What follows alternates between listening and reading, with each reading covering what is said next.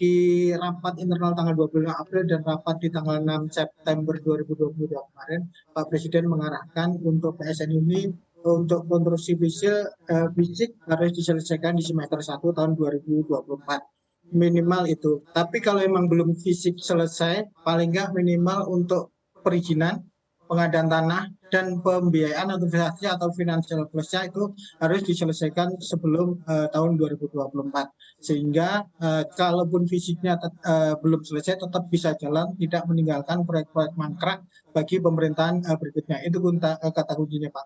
Terkait dengan upaya-upaya untuk menggenjot pembangunan, kami di KPPIB selama ini melakukan monitoring evaluasi dan debottleneck, Pak.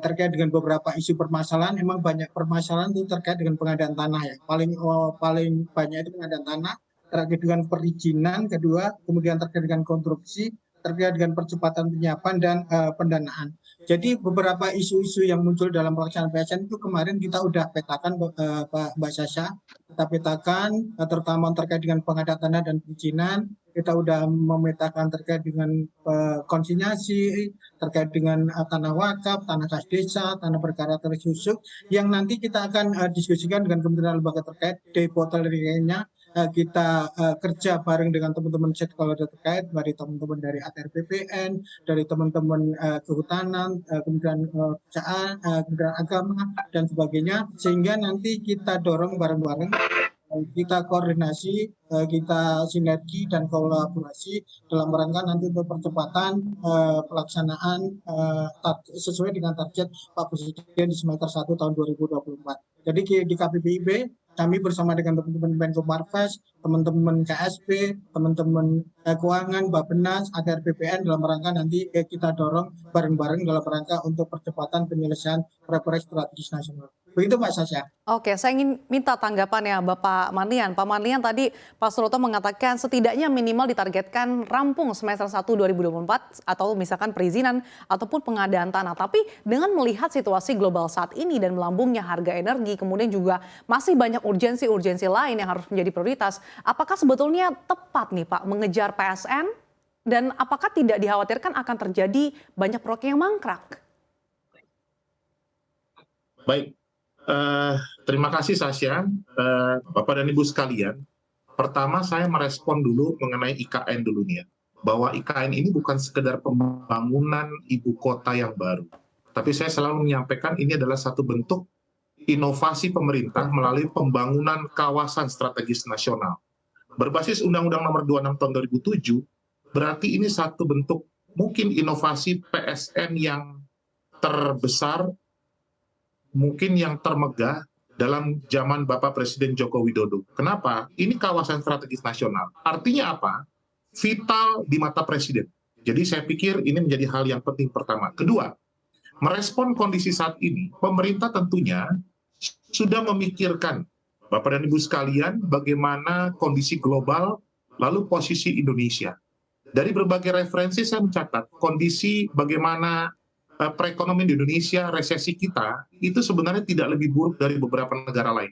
Saya catat itu. Kita masih kuat dan masih mampu. Artinya apa? Dengan kondisi kenaikan BBM dan lain-lain, itu satu keniscayaan keputusan pemerintah untuk mengantisipasi beban pembiayaan negara. Jadi satu sisi ya Sasa, saya masih optimis bahwa di tengah kondisi global saat ini, maka digenjotlah beberapa proyek PSN termasuk itu yang menjadi tekanan saya. Saya kembalikan saja. Oke, baik Pak Marlian, saya akan kembali ke Pak Suroto. Pak Suroto, tadi Pak Marlian mengatakan IKN ini adalah sebagai bentuk inovasi PSN terbesar. Nah, tapi sebetulnya pertimbangannya apa sih Pak? IKN ini justru masuk dalam proyek strategis nasional di tengah masih banyak urgensi-urgensi lain dan bahkan saat ini juga kalau kita lihat ketidakpastian global sedang terjadi, kemudian juga keuangan negara sedang terbebani dengan adanya subsidi energi. Terima kasih Pak Marlian, Pak Mas Sasa. Memang kemarin untuk PSN ini Pak, emang di rapat 6 September kemarin ya, Pak Presiden mengarahkan IKN masuk sebagai PSN. Jadi fasilitas-fasilitas dagungan sebagai PSN itu dapat digunakan juga di KN dalam menjalankan atau mengejar target-target yang akan diselesaikan. Tapi ini sejalan juga dengan kemarin Pak Presiden, pidato Pak Presiden di 17 Agustus kemarin kan, bahwa untuk IKN ini harus tetap dijaga keberlanjutannya Bapak. Dan Bu Menteri Keuangan juga menyampaikan IKN ini merupakan salah satu prioritas nasional yang dalam anggaran belanja 2023 itu sudah dianggarkan beberapa APBN-nya. Tapi sesuai dengan PP 42 tahun 2021 terkait dengan kemudahan PSN, emang PSN ini kan fasilitas ya Pak, Mbak Sasha, ya. Fasilitas dukungan dari pemerintah dalam rangka untuk percepatan proyek-proyek khususnya PSN. Ada terkait dengan fasilitas terkait dengan tata ruang, terkait dengan pelepasan kawasan hutan, terkait dengan perizinan, dukungan atau jaminan pemerintah. Sehingga dengan masuknya dengan PSN ini, Mbak Sasha, Pak Malian, kelihatannya pemerintah mendorong penyelesaian yang sekarang ini di PSN itu udah jalan, dapat juga dilaksanakan di IKN, sehingga nanti target-target di tahun 2024 sampai dengan jangka panjang di 2024 untuk IKN ini dapat diselesaikan dengan fasilitasi atau dukungan PSN dalam percepatan penyelesaian dari IKN ini. Mungkin itu intinya, fasilitas dan dukungan yang dimiliki sebagai PSN ini lebih mempercepat dan mempermudah terkait dengan tata ruang, terkait dengan kawasan hutan, terkait dengan perizinan, terkait dengan pembiayaan dan dukungan pemerintah dalam rangka nanti investasi dan masuknya swasta dalam rangka pembangunan IKN. Ini Mbak Caca mungkin.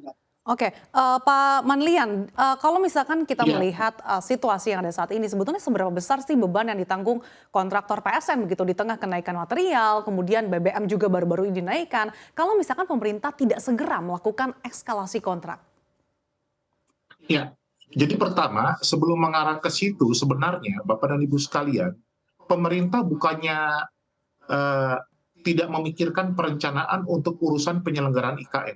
Saya mencatat dari data Kementerian PUPR, Bapak Suroto, mungkin saya salah, tapi saya mencoba mencatat 2020-2024. Tahap kedua 2025-2035. Kemudian 2035 sampai 2045. Jadi go 2045. Artinya apa? Pemerintah sudah melakukan feasibility study, gitu ya. Jadi mulai dari pemindahan tahap awal, lalu masuklah pembangunan IKN dengan area yang lebih tangguh, 2035-2045 masuklah infrastruktur dan lain-lain, 2045 maka IKN akan menjadi model internasional. Artinya apa, Sasha? Tadi yang disampaikan Sasha, kondisi saat ini itu sudah diperhitungkan begitu loh. Jadi pemerintah tidak gegabah menurut saya dengan peningkatan kondisi eskalasi dan lain-lain. Sudah diperhitungkan risk manajemennya. Jadi saya yakin itu. Apa yang disampaikan oleh Menko tadi, Bapak Erlangga, apa yang kata kuncinya?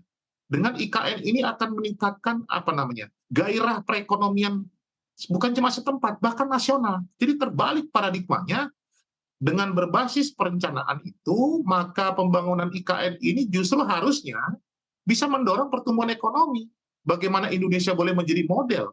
Kita lihat 2020-2024 perencanaan itu sampai dengan 2045, maka mungkin menjadi model internasional. Bayangkan intangible efeknya terhadap politik dan juga ekonomi Indonesia di mata dunia. Jadi urusan eskalasi dan kondisi global, bukan mereka yang mempengaruhi kita, mental kita itu kita yang harus mempengaruhi mereka, gitu loh. Jadi ini kami dari akademisi juga mencermati bagaimana kondisi IKN ini boleh mencermati kondisi eskalasi yang ada saat ini. Nah, kalau saya mencermati kondisi pada saat ini, Sasa, pemerintah juga sedang berhitung. Badan usaha swasta, badan usaha milik negara pun sedang menghitung dampak terhadap kenaikan. Jangan terburu-buru dulu akan terjadi resesi dan lain-lain. Tidaklah itu.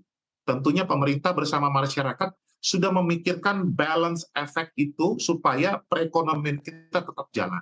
Itu Sasa.